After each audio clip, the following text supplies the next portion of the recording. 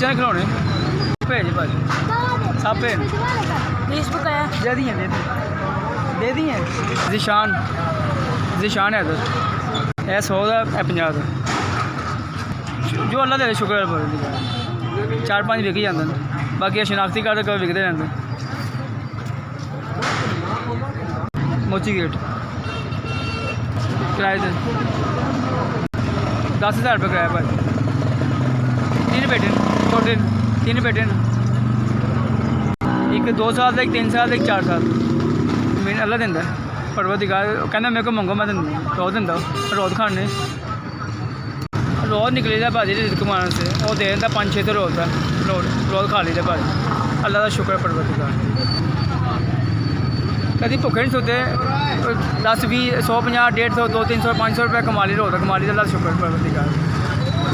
0322 48 59 511 0322 48 59 511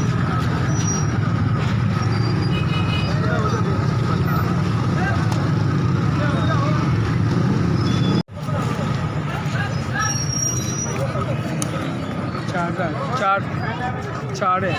जिन्हें 4,000 दिता उन्होंने अल्लाह इज्जत देवे तंदुरुस्ती देवे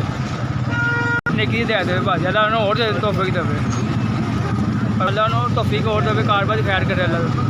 4,000 भेजा और खैर करे और बाल बच्चे ने खैर करे और घर खैर करे अल्लाह और तौफीक देवे SVS साड़ी बड़ी मेहरबानी।